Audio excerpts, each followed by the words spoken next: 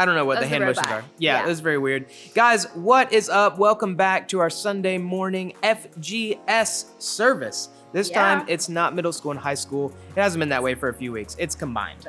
Both in the morning and at night, which reminds me, we are meeting on Sunday nights now with middle and high school from 6 to 8 p.m. So be there if you can.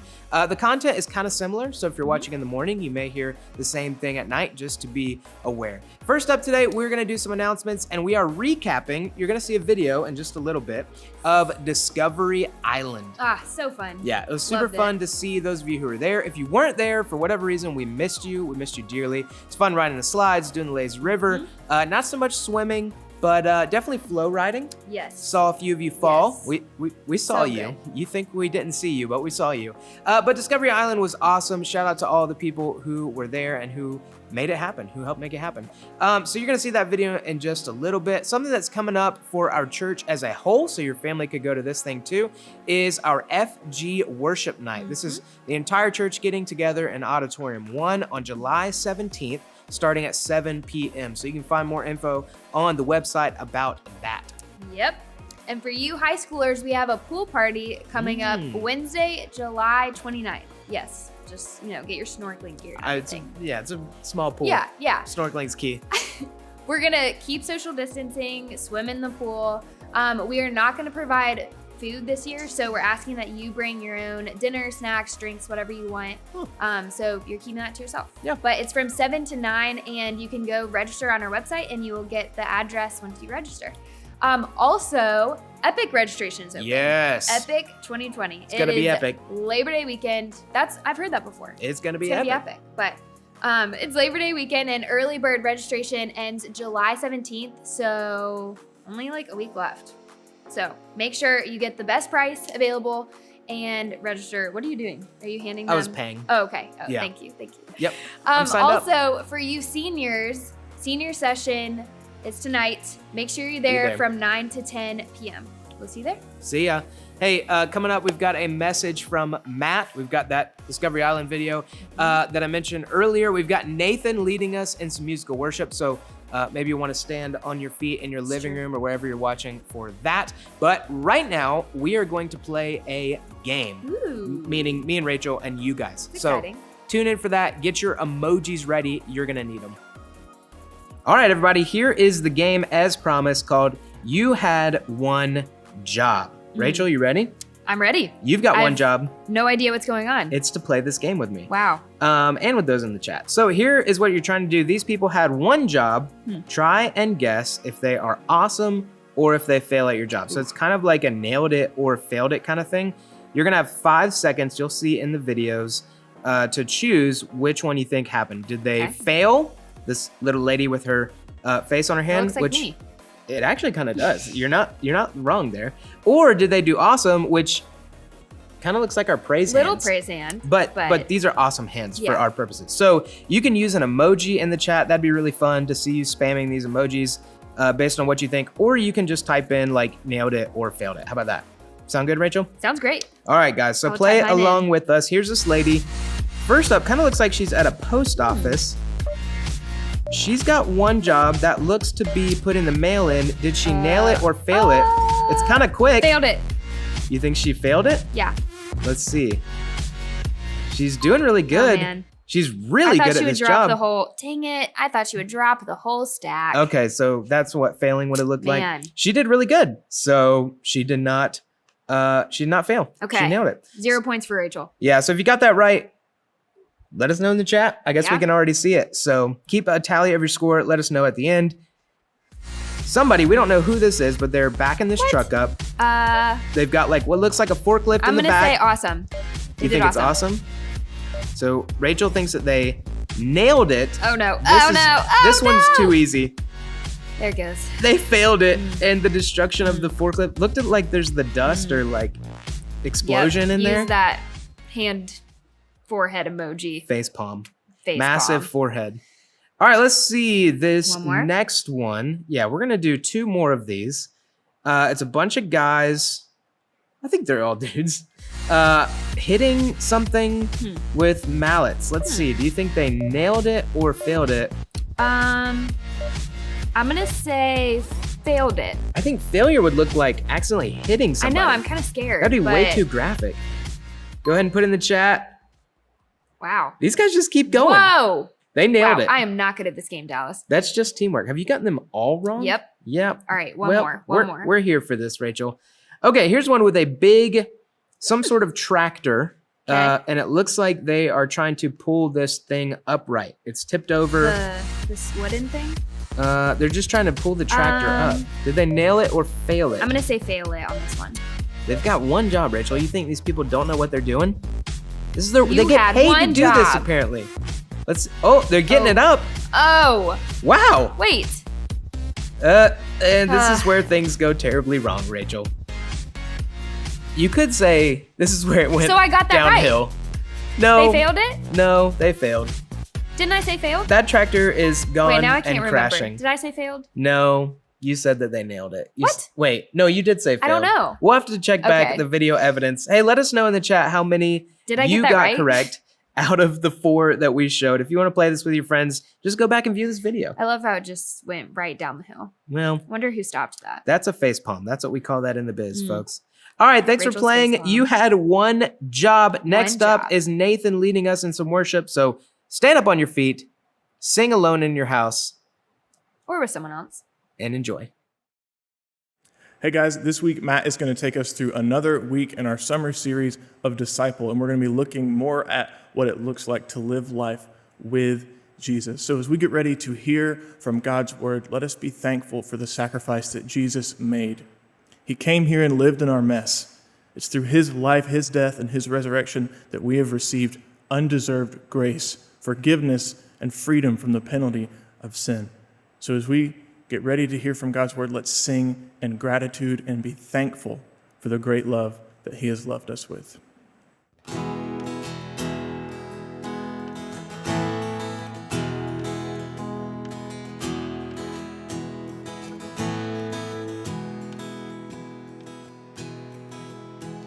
Your love sought me when I was low, a wanderer on a broken road.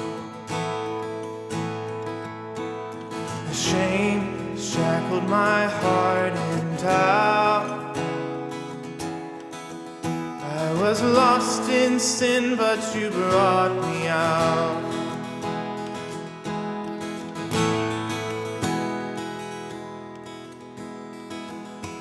Your voice shattered the dead of night, and with just one breath every wrong's made right. Now my soul in victory, safe from harm, shouts, I'm free in my Savior's arms. Yes, I'm free in my Savior's arms. And oh, how great your love is, how deep your kindness, how sweet your grace. And oh, how strong your mercy, through every valley you made a way. Oh,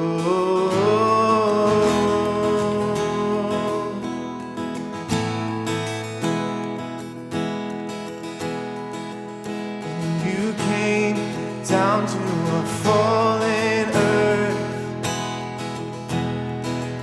with a grace much greater than I deserve. Set free. Now I'm set free by the blood you spilled.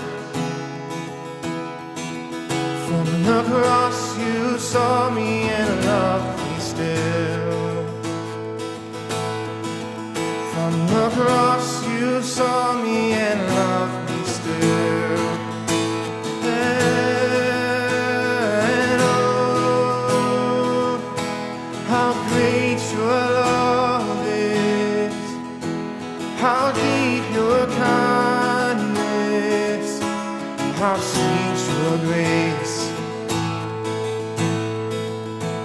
And oh, how strong your mercy through every valley. You made a way. Oh,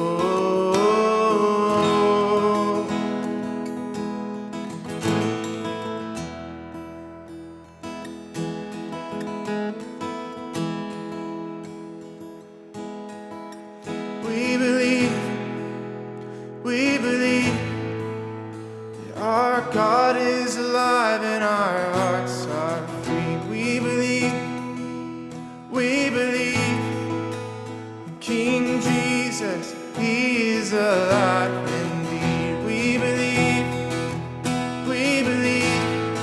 that our God is alive and our hearts are free. We believe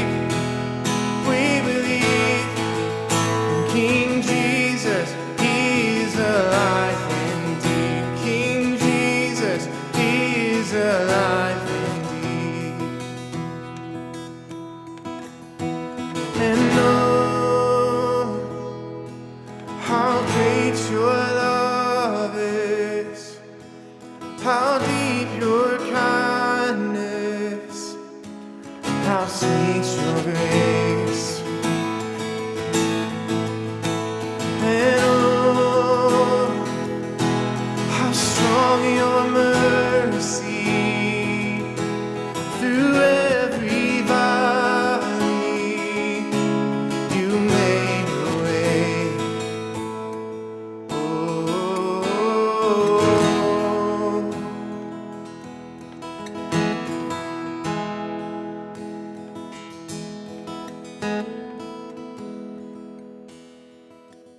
Jesus, thank you for your great love for us.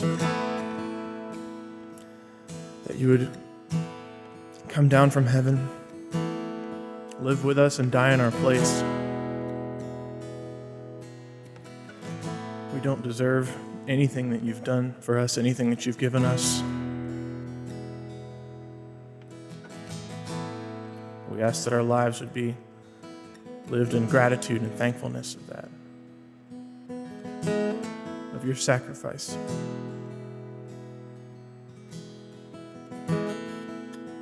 As Matt speaks, I pray that he would be your vessel, that you would speak through him. And may your written word and the words you speak through him touch hearts and change lives. We ask this in your name. Amen. Hey everyone, welcome to another great week here at Fellowship Greenville students. We are so glad you are joining us. My name is Matt Dinsky and I'm the student pastor here at Fellowship. And from wherever you're watching this morning, I just want you to know that you are loved and you are missed. And even though that we're not in person, you still belong here. Nothing would ever disqualify you from that. And so we hope you're having a great week so far, and we just want to thank you for joining us. We kicked off a new series a couple of weeks ago. It's a self-named series. It's just called Disciple. And in this series, we're looking at what it means to be a disciple of Jesus specifically. And maybe that language, the word disciple, is one of those super familiar words that you know what it means, but you don't know what it means. You know what I mean? And so you've heard it so many times, but maybe you don't quite know what it means. Simply put, a disciple is someone who has decided to follow someone else and adopt and absorb their lifestyle into their own. And as disciples of Jesus, we've decided to follow Jesus, to look at his life and look at the things he said and he did, and adopt and absorb those things into our lives to make our lives look more like his. So we are disciples of Jesus. And we started this series as kind of a piggyback on what the adult services are doing. And they've broken disciple down into very, very simple language. We've been using a triangle, and the 3 points of the triangle define the disciple. But a disciple is someone who experiences life in Jesus, who is experiencing life in community, and who is experiencing life on mission. So you have this faith in Jesus, you are sharing life together, and then you're inviting other people into this thing because of your love and faith in Jesus Christ.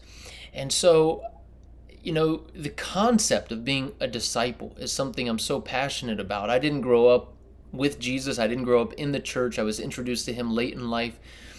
And I stepped into student ministry back in 2005 with a heart and a passion and a burden for the next generation, for you guys, because I just didn't grow up with it. But, one of the most common conversations that I have with students is they tell me that they just feel like something is missing. Like something is just not quite there. And, in our culture, especially here in the South, it is so common and traditional and cultural and normal to believe in Jesus and to go to church. And it kind of gets reduced to those actions. And so for a lot of students, you've grown up kind of with this understanding that here's what it means to be a Christian. You go to a building on Sunday and you listen to a sermon or a message from this book, the Bible, and you sing some songs and you try to be a really good person somehow, and wash, rinse, repeat. See you next week. You know what I mean? Like it's kind of been reduced down to a very shallow, a very ritualistic, very repetitive, non-exciting thing. And of course, so many of your generation and my generation are saying, man, it just feels like there's something missing. Isn't there more to this? And we're almost scared to ask that question, because it's like, is God going to strike me with lightning that that it just seems like there's something missing from my relationship with him? And no, he wouldn't. In fact, the disciples themselves, I think, struggled with that very thought. So I want to give maybe an idea of what I think is going on. We just had our third child. My beautiful bride and I just had our third child, a little girl, first girl in the family.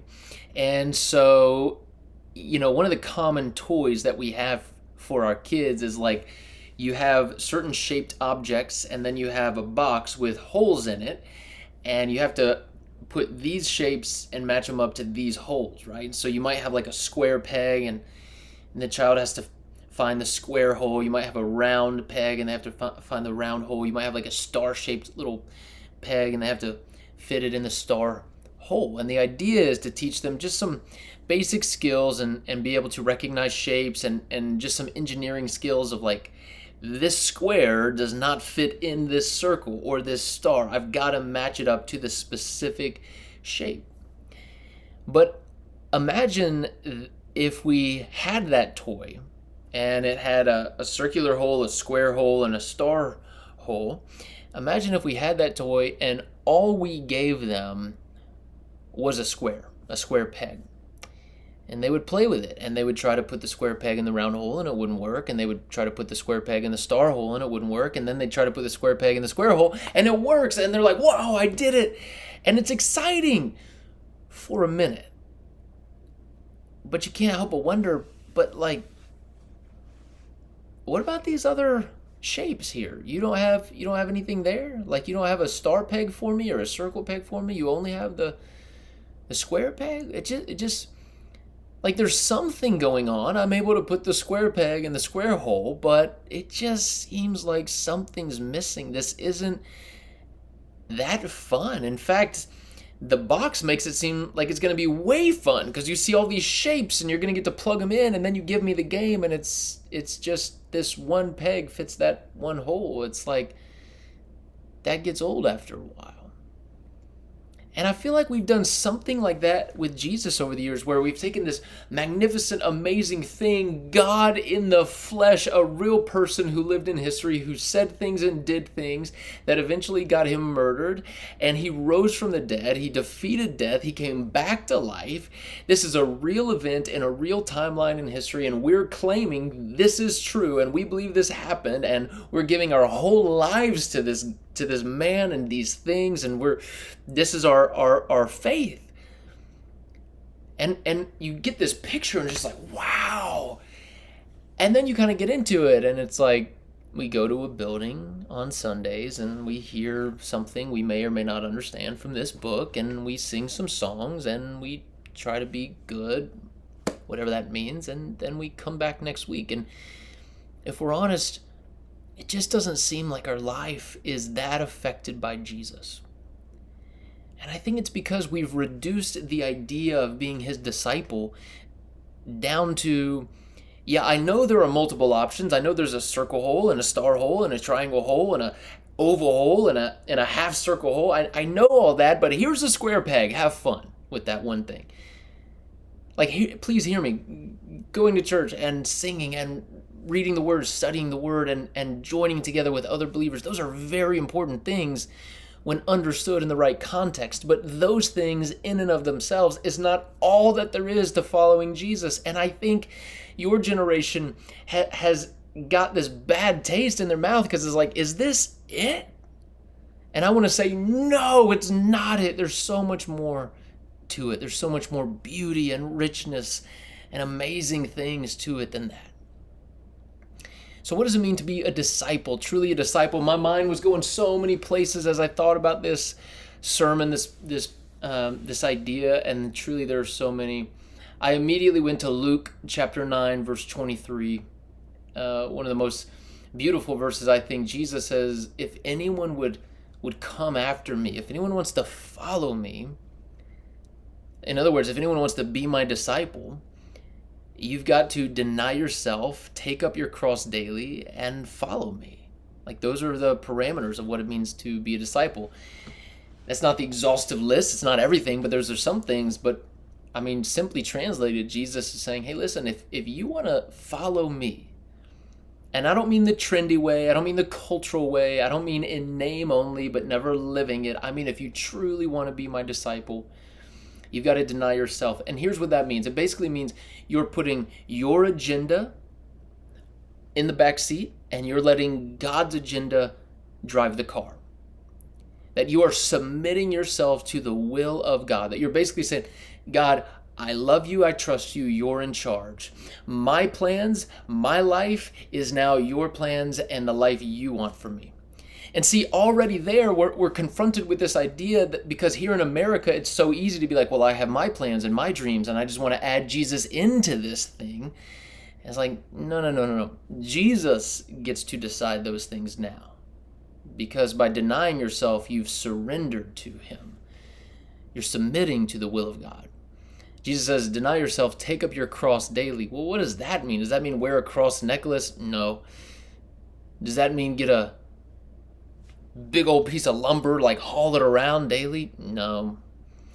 What Jesus is saying is, associate yourselves with me daily. Embrace the suffering that's going to come from following me daily. Empathize with my pain that I went through for you daily. Identify yourselves with me daily. And then follow me. Or very, very simply put, come with me, walk with me, live with me. It's a beautiful invitation. The disciples themselves, in the Bible, they were teenage boys. They were 13, 14, 15 years old. I know we tend to think they were like 30, 40, 50. They weren't. They were teenagers. And they had this idea in mind about who Jesus is, about who he was supposed to be. And the reality is, Jesus didn't live up to their expectations. Jesus didn't match what they had in mind. And so they became disappointed in Jesus. In fact, I think they were probably asking a similar question that maybe we ask sometimes. Like, is this it? Was that it? I thought it was going to be different. I thought it was going to be life-changing. I thought something amazing was going to come from that. They thought Jesus was going to become this leader, this revolutionary in Jerusalem, in Israel. And they thought he was going to be a military leader who overthrowed Rome and sat on the throne and then led his people to victory. And when Jesus died, their dream of victory died with him. You see, this whole time, they were expecting conquering king, and they had no context for suffering servant. And so when Jesus died on a cross and was put in the ground, was put in the tomb, their hopes and dreams were devastated. They locked themselves away in a room. They became fearful. They scattered. They hid themselves away. It wasn't until the resurrection of Jesus and his revealing himself to them that they actually became emboldened and courageous. They became faith-filled instead of fear-filled. Jesus revealed himself to them and connected all the dots, these missing links. In other words, Jesus gave them, hey, the board of shapes, and you've been expecting all these things. Well, let me go ahead and give you, here's the star peg, here's the circle peg, here's the oval peg, here's the triangle peg, here's the polygon peg. Let me give you all these things because now you're going to see it. And the disciples had this aha moment, and they were awakened to the magnificence and beauty of Jesus and what it meant to be his disciple. You see, they had locked Jesus in this box. He's going to be just this way. He's going to do these things. It's going to be like this. It's going to be amazing. And they eliminated all those other possibilities and shapes, and they left themselves with a little square peg with a board that had tons of shapes. And they're like, man, is this it? Like, he died? That was it? Jesus had to reveal to them what they've been missing all along. And similarly, it's so easy for us to say, yeah, following Jesus looks like this. You go to church, you hear a sermon, you sing songs, you try to be good, and you come back next week. We have this beautiful board of options, and we've limited Jesus to this one shape that goes in this one hole. Jesus is saying, I'm so much more than that. Luke 9:23, to be my disciple means you surrender yourself to the will of God. Allow him to control your life and the outcome of your life. That you associate with Jesus through his suffering and his resurrection. You take up the cross daily and you walk with him. You follow him. It's a relationship. It's not a ritual. It's not based on these religiosity movements. I go to this building once a week and I don't even know what they're talking about, and I'm a Christian because that's what my parents were. That's not what it's all about. It's about this real organic relationship that gives life and passion and excitement to everything we do. Jesus was a real man who lived in a real time at a real place, and there was a real event of his life and death and his resurrection. And we're saying, yeah, we believe that. And we think he gives the best life possible. To be a disciple of Jesus means that we allow Jesus to reveal himself to us. We don't lock him in a box, but we surrender to him and experience life like we've never experienced it before. To walk with him, to have a relationship with him. I love you guys. And I pray and I hope that we would experience the real Jesus, not the contained, packaged Jesus, but a real living relationship with him. Have a great week. Hey guys, we had an awesome time at Discovery Island last week. Check out this recap video.